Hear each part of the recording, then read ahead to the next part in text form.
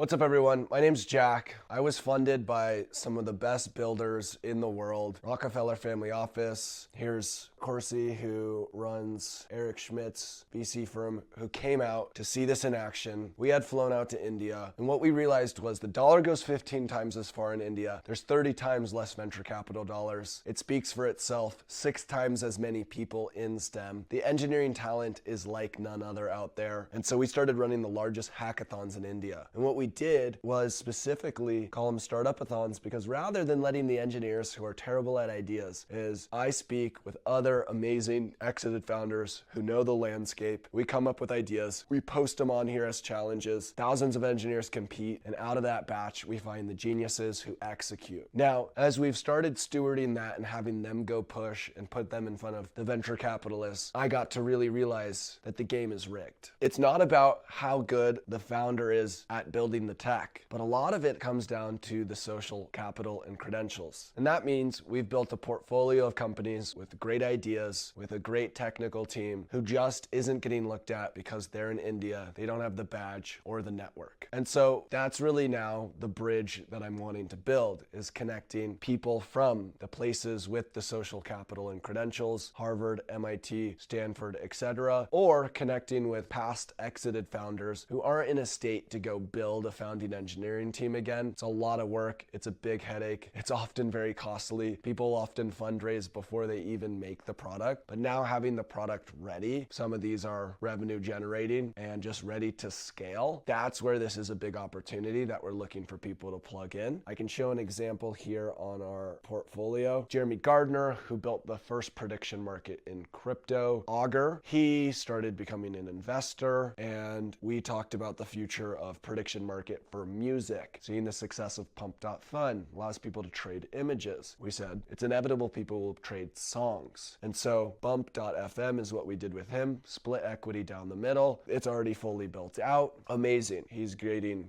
his partner who also built Augur with him is now at Founders Fund, raising off that. We also have Clo AI, an AI CRM relationship tool. Jesse Sung, who sold his company for 20 mil in EdTech, came in, split partnership. So we're really looking to do more of that, because I like to call ourselves the Hogwarts of technology, because we're finding the young wizards who are just the best in the game, who can take a high-level idea of a video like this where I explain why this industry is untapped and there's an inevitable kind of thing ready to get formed and scaled into. And now is the opportunity to, one, of that existing portfolio, we're making a bunch of videos explaining the category and the way that I see them succeeding. So there's a list of that we'll share. On top of that, if you do have a specific idea that you're way more into, I'll look at those ideas and we'll potentially run a Startupathon just for that and basically invest in having that built out. So that's what I'm really excited about for Persist right now, being the Hogwarts and finding these young wizards in India of the technical side. The perfect combination is then the idea guys, the philosopher kings, the faces in the right places and spaces to make it happen. So looking forward to seeing who we bring into this network and ecosystem. And the tech teams are like none other. They just get it done. They take the high level visions and make it executed, make the code happen. And specifically the categories that I'm interested in, if you are going to be pitching something, is obviously AI, robotics. That's a bit of a more difficult one. So you gotta have a great background for that typically. And crypto. I say that's the ARC, A-R-C, of our human future. And it also represents mind, body, spirit. And I really think that 3 category is the most meaningful categories of all of the future. If you're not building something in that space, it's just less interesting to me. So that's where all the alpha is, all the opportunity, all the disruption. That's the new orchards. We think about it, new orchards is where you want to go, because there is low-hanging, ripe, juicy fruit, whereas the old orchards are picked over and these industries have already been tapped and found. Thank you so much. Looking forward.